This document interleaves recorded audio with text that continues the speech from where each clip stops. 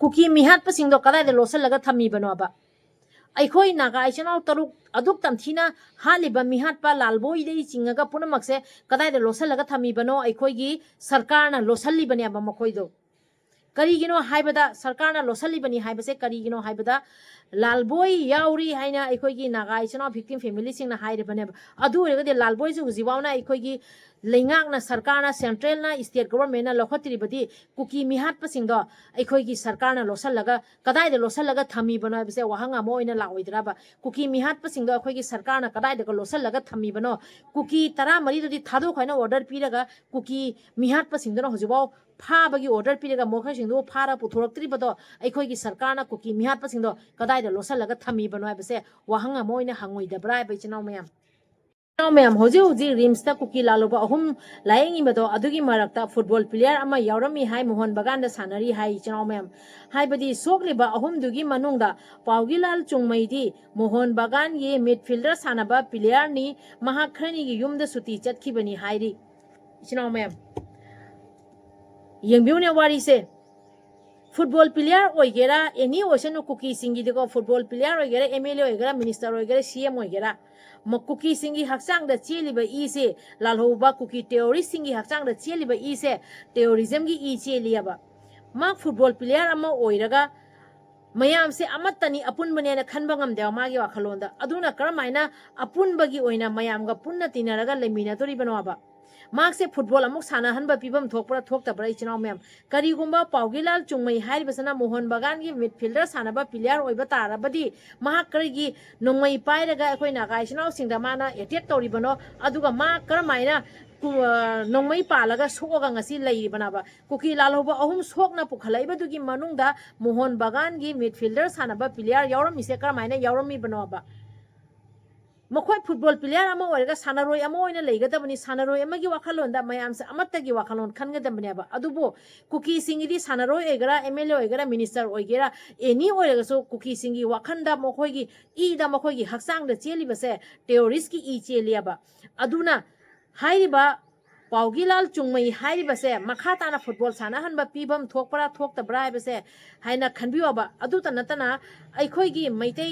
इचा मैम नागा इचा मैम फुटबॉल सानरी बनी क्लब क्लब ता लेरी बने अब अदु सिंगदो कुकी प्लेयर सिंगदो अमतने न खलगा लेमिनरी मखोइदी सानरोइनी प्लेयर ने खल लेजरी बने अब अदुबो हौजिकति करमाइना मखोइगे लेमिनदोरी बनो अब कुकी सिंगसिना प्लेयर ओइगेरा एमएलए ओइगेरा मिनिस्टर ओइगेरा मखोइगे वाखनदा सागी साजा चलिबा लालौबो कुकी टेररिस्ट की वाखन खलिबा हक्चांग द चेलिबा ई से असि मखोइगी कोकपा नायरबा अदुना मफम मफम द लेरिबा फुटबॉल प्लेयर खुदिंगमक्ता एखोइगी नागा इसिना इचासिंग मैते इचासिंग लेरिबा मयाम सिंगी मफम द हाइज अखोइदी पुकनिंग वाखनजे यामना तिंगयाबको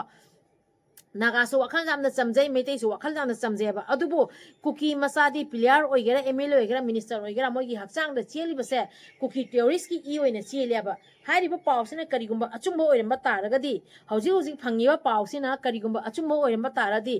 करी एक्शन लोखपम थोकियाबद मयाम येंबिउबा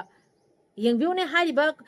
पाउगिलाल चुंगमई हारिबसे मोहन बगान की मिडफील्डर सानबा प्लेयर नि हारिबा चुंबरा पाउसिना कदाय फावो चुम्मीबा कदाय फावो लालिबा असि अमुक्तंग वारी वखोंग थिजनबिउबा अखोइने ngasi असुमाइना पाउ पुखलैबसे करीगुंबा अचुंबो ओइरमबा तारगदी मखाताना करी चथबा यागे बसे सि खंगनबगी तमक पाउसे पुखचरपनेबा हौजिक हौजिकदी चपचाना महाक्तो अदुनी पाउगिलाल चुंगमई हारिबदो मोहन बगान की फुटबॉल प्लेयर ने महाक्तो टेररिस्ट नि हाइबदी आई चपचाना हाइजद्रियाबा करीगिनो सिगी पाउसे हौजिक फंगिबनिना कदाय फावो चुम्मीबा कदाय फावो लालिबा सि चपचाना खंगद्रि तौतबो हौजिक असिगी वारी से लाबनिना नुसिसितना उना लेंबा यादे बई वारी अमसु लेबनी कोइ चिनाव मैम असे हौजिक मयामगी मफमदा हाइजगदबदी असी अमुक्तंग येंजनबिरगा कदाय फावबदा चुम्मीबनो पाउगिलाल चुंगमई हारिबसे मोहन बगान की मिडफील्डर सानबा प्लेयर नि हारिबसे चुम्मब्रा असिगी चपचाबा मखाताबा पाउसो अमुका गाइमिनेगिसी मयामसो थिजनमिनसी हुमजनमिनसी अदुना सिगी वीडियो से पुजरपनी चिनाव मैम प्लेयर अमा ओइरगदी सानरोय ओइना लेबिउ असिदा लालहौबा कुकी टेररिस्ट सिंगी मरक्ता पुल्लगा मिसम द लांदाबदा सरुक याबिगन वाबसे हाइजेगे प्लेयर अमा ओइरदी प्लेयर ओइना अमा ओइना लेबिउ फमसे सि हाइजेगे अलहौबा कल्लु मिचम हालो हौजे हुजिक मिचम सोक्तुना लांगोनगी हेबेनदा पुखना लायंगी लांगोनगी हेबेनदा लायंगी बा रिम्स की फार्मेसी दा मथौ तौदुना लेजरिबा लेजरिबी मथौ तौदुना लेजरीबी मथौ लोरेगा युमदा हल्लिबा ड्यूटी लोरेगा मयुमदा हनबदा सोए कुकी लालोबा अहुम कन्नबा होनबदा मिचम प्रजा कयानो सोक्तोरिबसे कैनो कैनो थोंखादगी लक्षणा कौबी नुपी अमा सोए को मागी सही से कुनमाथोइने हाइरे को लक्षणा सरोइसम मासे कैनो थोंखादगिने हाइरे को रिम्स की फार्मेसी दा थबक तौजबा मयुमदा थबक लोइरे हाइना मयुमदा हनबा मतमदा सोए अदो हुजी लांगोंदा लायिंगेबा अदु तनते बमदियादगी सोमा सोई बमदियादगी सोई बसिना गीता गोलमई मागी चही से खरा यामे असिसु सोई हाइरेबा असुमाइना फार्मेसी दा थबक मथौ तौदुना लेजरिबा मिचम प्रजा सोगा होजिक लांगोंदा लायिंगेबा लांगोनगी हेबेंदा को लालहोबा कल्लु मिचम हातलु अखोई मणिपुर की लालहोबा कल्लु मिचम हातलोबा लालहोबा सिंगदो सोइग्रनी कदाइदा करी सोइग्रनी ना ngak सेलगा निंगमांग लोइना सिक्योरिटी फोर्स मयामना थोमजलगा लालहोबा से सोकपा यादे सोइखिबा यादे ना लालहोबा कल्लो अदुगा मिचम हातलोबा मिचम मयामना थोमजलैसे करी पेंदबदगी थोमजलैनो कैदोबगी थोमजलैनो बसे लैदिबा मयामना जो खनबम थोइयाबा लेरिबा सिक्योरिटी फोर्स सिंग ड्यूटी तौइनी अखोइसु खंगजेयबको मखोइदा पिथरप ऑर्डर अमना ड्यूटी तौरिबनेबा अदुना अदुदा पुरइबा लालहोबदो अदुदा लायेंगनी ना पुरइबा अदुदा ऑर्डर पीरिबा दुनिया ख्वाइदी जामना ngaiबसेको अखोइगी सेंट्रल फोर्स लैबा मयामदोरा मागी ड्यूटी तौबा लाए फारे ड्यूटी तौरे अदुबो कुकी टेरोरिस्ट सिंगदुगी मथक्तदी करिगुम्बा मा एक्शन लोखपम थोकपरा थोकतराबा कुकी टेरोरिस्ट सिंगदुगा अदुग यामना इंपोर्टेंट वीआईपी ट्रीटमेंट पीरगा मिसम हुजिक सोकना पुखलिबसे असिगे रेस्पॉन्सिबिलिटी से कनाना लौदोरी बनाबा फार्मेसी दा मथौ तौदुना लेजरिबा मथौ लोरगा हल्ली बनेबा मखोइ सिंगदो अदो लालहोबा कल्लो मिसम हालो हाइदरदि करी हाइदोनाबा लालहोबा कल्लो मिसम हालो अखोई मणिपुर दा तौरिबसिदी लालहोबा कल्लगा मिसम हाटपा करिगनो लालहोबसे असुग्यामना योखतलिबा लालहोबसिदा असुग्यामना इंपोर्टेंट पीरिबा लालहोबा सिंगसिगा करिगी तमक्ता सोइबे यादे हाइना मखोइबु ngak सेलगा लायेंग बिरि नोइबसे असि हंजनिंगाई ओइबा वाफमनेबा अखोई मिसम सोइबसिदी कमाइ तौनी मादी फार्मेसीदा ड्यूटी लाक्चरमनी ड्यूटी लोरा मयुमदा हनबनेबा मा कैसु असिदा यावजबसु नते ड्यूटी लोरा मयुमदा हनबदा मा होजिक सोइयाबा कैनो थोंखादगी लक्षणा सरोइसम हाइबसे सोइयाबा अदुता नतना गीता गोलमई हाइबसे जो बमदियादगिनी मासु सोइयाबा असुगुमा मयामसिगी रेस्पॉन्सिबिलिटी से कनाना लौदोइबना मणिपुर सिदा प्रजादगी लालहोबा कुकी लालहोबा सिंगदना हेना इंपोर्टेंट पीरिबसे करिगनो ngasi योबादा कुकी लालहोबा सिंगसिगी मथक्ता लौगदबा चपचाबा एक्शन लौद्रिसे करिगिनो सिनी हंगजनिंगी बा इचिनाव मयाम सिनी लोरे मणिपुर से लोरे मिचम सिंगजी असिदी खजिक्तनी मिचम क्यानो होजिक सोइबसे मिसम कयानब अखोइना प्रोटेस्ट कुकी सिंगना मणिपुर थुगाइबगी तमक्ता अखोइना खोलाउ लाबा थोकपा मतमदा अखोइगी मिसम कयानो सोगा मसिंग थिंगमदना हॉस्पिटल बेड थल्लगा अखोइगी मिसम प्रजा सोइबसे क्यामुक यामना सोग्याबा कुकी लालहोबा कनबगी तमक्ता असी तनते असिगी ममांगदसु क्यामुक यामना सोखिबसे मयामसो लोइ उरबनियाबा असी यामना पेंदे यामना नुंगाइते लालहोबा कनबगी तमक्ता मिचम सोकपसिदी यामना थीना पेंदे यामना थीना नुंगाइते सिदा ऑर्डर पीरगा रिम्सता पुखलाइबसे असिने ख्वाइदे हेना ngaiबसे सिंगना फाइनल वार्निंग पीरे इचनाव मयम कुकी सिंगना केस पालनी हाइरे मैते एमदी नागागी मथक्ता कुकी सिंगे यामना नोकनिंगीदा खंगदेदा हाइबिमगा खंगदे कुकी सिंगना केस पालक्तोरी हाइरिए मैते एमदी नागागी मथक्ता अदुसु करिगिनो अबदा कुकी लालोबा अहुमदो रिम्सता फजना लायेंगद्रदी मैते एमदी नागाना इरांग सगोलेना केस पालकनी हाइ नोकनिंगदरो यामना कुकी सिंगसे चाबा फंगद्रबनेबा अदो कुकी सिंगना कै हाइरे लंबी थिंगदोरी हाइरिए कुकी सिंगना मोइना ताबा मफम सिंगदा दुकान थिंगनी लंबी थिंगनी हाइ सोमदना कुकी सिंगदो कांगपोकपीदा गैस सिलेंडर अमदा लुपा 5,000 पीरवानो लेइबा फंगदरे हाइरि खंगबो गैस सिलेंडर अमदा लुपा 5,000 पीरवानो लेइबा फंगदरे पेट्रोल लीटर दा 400 पीरवानो लेइबा फंगदरे ना कांगपोकपीगी डीसी दा कुकी मयाम अमा चलगा वाकटलुरे हाइयबको कुकी मयाम अमा चला कांगपोकपीगी डीसी दा कुकी सिंगसे यामना वारेना वाकटलुरे हाइरि अदुगा अमुक नुमि निनी हुमनि मांगदा कांगपोकपीगी डीसी दा कुकी सिंग चलगा वाकटलुबनेबा अदो नागा सिंगना हुजिक फुल एक्शन बा होरक्तरी खजिक टेलर तौखलप मतमदा कुकी सी फिबमदो ओइखलैयाबा मैते अमदी नागाना हुजिक टेलर खतंगदने तौखलैसे असिगी मतमदा कुकी सी फिबमदो ओइरे अदुगा अमुका धप कसु तौरइए कुकी सिंगना प्रेस नोट कसु थादोरइए मैते अमदी नागाना इरांग सौगली हाइना केस पालकनी हाइरिए पालो केस तो को kuki lalhoba kuki terrorist ahum rims ta lei ribodo nga le di puthokrani haibni dugi pausu tara na tro noi case pala uroso aikhoi di mawa lobi de he naga na su kuki noi case ade noi oida pa da nga le ama hai nga le ama hai nawa lo de ko naga na su mawa lo de meitei na su nawa lo de yam kizei ka hai ka da man bro kuki noi na case pala tori aikhoi yam kizere ka hai ka da man bro thut kuki noi bu ado kuki noi na khanga da badi ko haujikti अभी तो बस Taylor है picture अभी बाकी है अब तो खंबरा अभी तो शुरुआत हुआ है पिक्चर अभी बाकी है रिम्सता चंगईबा नागा इचनाव मैते इचनाव दो 103% 10% तो खरो 3% बु यौद्रिबनी अदो मयाम थमजलादि कैदौदुइ बनोय हा अदुगा नोइने लंबी थिंगनी हाइबदो एखोइगी लेरिबा लंबी सिंग नोइ नपा नपुगी लंबी रने याम नोकनिंगी को अखोइदि मवा लौदे हे नोइबु यामने इम्पोर्टेंट ने खलगा वीआईपी ट्रीटमेंट पीबा कांगो सिंगदो नो मोइना मवा लौबा लौदबदि खंगदे मैते यमदि नागाना कुकी सिदि मवा लौदे नोइ लोइरा अबनि मतम खंगबा सिका कावगनो केस पांगनी काय सो केस पालो सो कुकी तरा मई हुजिमक थादो खाना ऑर्डर पिरेबा डायरेक्ट ऑर्डर पिरेनी कुकी तरा मई हुजिक थादो को हाइना अदुगी तमकते इंपोर्टेंट ने मीटिंग तौरेबा नागा इचनाव तरो हाटपा मी हाटपा सिंगदि हुजिमक थीरगा पुथरोबाइना ऑर्डर तौद्रिबसेने करिगिनोबा करिगी कुकी तरा मई थादो खाना ऑर्डर तौरिबनाबा करिगिनो मैते यमदि नागा नमधरिबसे मणिपुर सिदा कुकी टेररिस्ट की नुपीना मणिपुर पालहली बसे करिगिनो मणिपुर से डिप्यूटी सीएम कुकी टेररिस्ट की नुपीदा ओहेली बसे करिगिनो मणिपुर मनुंग करी वारी साने कमाय तौरी कनादा करी हाइदोरी कैदौदोरी से पुनमक से केने बीदा पाव पीरियाबा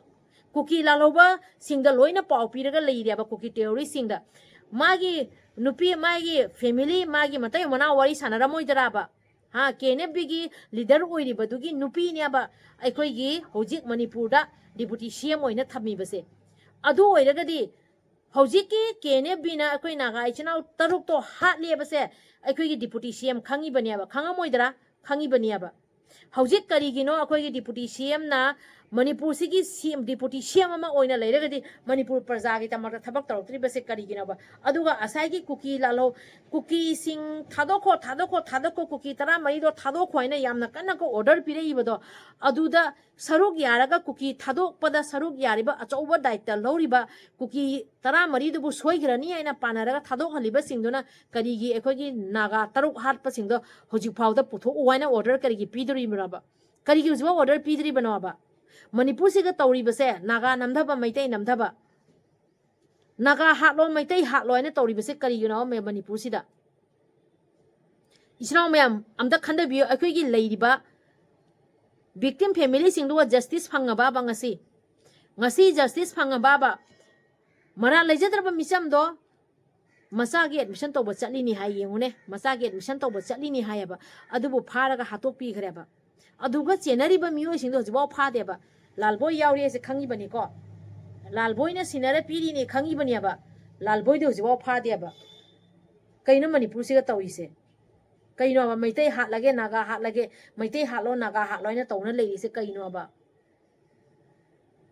अखोगी नागा इचनाव विक्टिम फैमिली दुगा जस्टिस पीबगी महुता विक्टिम फैमिली दुगी थमोय दुगा ताना थिल्ल्याबा अमुका मखोयबु हालिबा मिहाट पसिंदो पुरागा रिम्स ता मुका मुक लायेंगियाबा करिनो अखोयसिबु कैसु नत्ते ना नागा से कैसु नत्ते मैते से कैसु नत्ते ना खल्लिब्राबा हुजी उतुप वातो पाइनेरागा अचौबा इहो अमा हौराअदि असिगी दायित्व पुनमक सरकारना पुगदबनी इमित इमांगदा अईगी इवा इपुरोइबदो चटखिबदगी ngasi फाजलगा थमगा हातोगा थादोपिरकपदा करम थमोइना पुथांगमा ngamdoribanoaba ngasi aduguma victim family singduga justice pibagi mahuta victim family singdugi awabada hangatna awaba hapiaba अखोइगी सरकारना awabada awaba hapi base karigino अखोइगी Naga अखोइगी Meitei अखोइगी लेरिबा येलोमी सिंगसिदा असुक यामना नमथारगा थम्मी बसे करिगिनोबा कुकी तरा मरी फजन थम्बदोदी थादोकनबा यामना कन्ना अचौबा थौदांग लौखियबा जिनीदा हाइजनिंगी बसे करिनो मणिपुर से तौइसे प्रजा अखोइ हौजिक करी तौबम थोई गियाबा सिनीदा हाइजनिंगी बा वाफमदी हौजिक हौजिक विक्टिम ओइरिबा अखोइ नागा इचनाव सिंगी अचाकपदा घी हाइजली बसे करिगिनो मखोई की थमोई दुगा ता थिलिबसे करिगिनोबा माई मागी इमुंग मनुंगी मवा पुरेबा मचिमनाव सिंगना मसा एडमिशन तौबगी चटखिनी हाइरेबा अदुबु नागा इचिनाव सिंगदुबु अदुब तमथीना कुकी सिंगना हातोरागा थारकपगी मतुंगदा ngasi victim ओइबा फैमिली सिंगदवा जस्टिस पीबगी महुता नागा इचिनाव victim फैमिली सिंगदुगी अचाकपदुदा घी हैजलगा मखोगी चाइबा थमोइदुदा ताना थिलिबसे करिगिनोबा अदुगा हौजे हौजी कुकी लालोबा अहुम रिम्स दा लाइंग बदो अदुगी मनुंगदा अमा मोहन बागान की मिडफील्डर सानाबनी हाइरी अदो मा सानरोय अमा ओइरगा करमाइना सानरोय अमा ओइरगा करमाइना लालहौबा सिंगा पुल्लगा नागा इचनाव सिंगदे अटैक तौरई बनोबा लालहौबा अमा ओइना मा ओइरबनेबा हुजिक सानरोय हाइबदो ओइबा याद्रबनेबा अदुगा अखोइगी नागा इचनाव सिंग फाइबगी मतुंगदा कुकी तरा मरी फादो थैब कुकी तरा मरी दुदी थादो खोइना यामना कना प्रेशर पिरे यामना कना ऑर्डर पिरे इयाबा थादो खोइना अतमना ऑर्डर तौरेबा अदो हौजिकना अखोइगी नागा इचनाव तरु हाटपदा चेनरीबा मिहाटपा सिंगदो फावैना करिगी ऑर्डर तौरक्त्रिबनोबा लालबोई से यावरबने खंगी बनियाबा लालबोईना केने बीदे सिनरीनियाबा अदु इरगदी लिलोन वाईफाई की कुकी विलेज की चीफ ओइबा लालबोई हुजबाव करिगी फादरी बनेबा अखोइगी विक्टिम ओइबा नागा इचनाव नुपी सिंगना हाइरे बनेबा लालबोईना केने बीदे सिनरी बनेबा अदुगा मणिपुर मनुंगदा हौजिक अखोइगी सरकार की मणिपुर सरकार ना करी वरी सानदे मैतई aikhoi नागा aikhoi मिचम अखोइ खंगद्रगसु कुकी टेररिस्ट सिंगदी लोइना खंगियाबा करिगिनो हाबदा कुकी टेररिस्ट की लीडर की नुपीना डिप्यूटी सीएम ओइरिबनीना कुकी टेररिस्ट की लीडर की नुपीना डिप्यूटी सीएम ओइरिबनीना करी वरी सानरी करी तौदे हाबसे लोइपनमक पाउ पीरियाबा कइनो मागी मोय फैमिली वरी सानरमोइद्रो मते मना वरी सानरमोइद्रो मोय फैमिली वरी सानरमोइदराबा असिनी हुजी मणिपुर तौरीबसे मैतई हाटपा नागा हाटपा अदुगुम्बा कुकी लालोबा सिंगदो कदाइदे करी सोइगरनी हाइना ngak सेलगा हुजी कदाइदे करी सोइगरनी ngak सेलगा हुजी स्पेशल वीआईपी ट्रीटमेंट पिथरियाबा अदुगा मुका कुकी सिंगना वार्निंग का सु तौसले केस तौगनी मैतई अमदी नागा की मथकता मैतई गा नागा का इरांग सौगली हाइना कुकी लालोबा सिंगदो रिम्स ता फजना लायेंगदरदी केस पानगनी काय येंगुने मणिपुर से तौइसे अखोइ से कुकी नोइना दुमाइना थुट लाबा वार्निंग अम पिरे अखोइ से कीगने क्या खनबरो लंबी थोंग थिंजलने कांगपोपीदना सोंदा कुकी चाबा थकपा फंगदना सीदोरे आइना कांगपोपी की डीसीदा कुकी मैम चलगा कपुरी हाइरि ngarang nahan tawdo हुजी अंकमो कुकी सिंग ताबा मफमनिदा लंबी थिंगनी काइरि सिनी हुजी मणिपुर ओइबा फिबमसे लालबोई हुजबो फादियाबा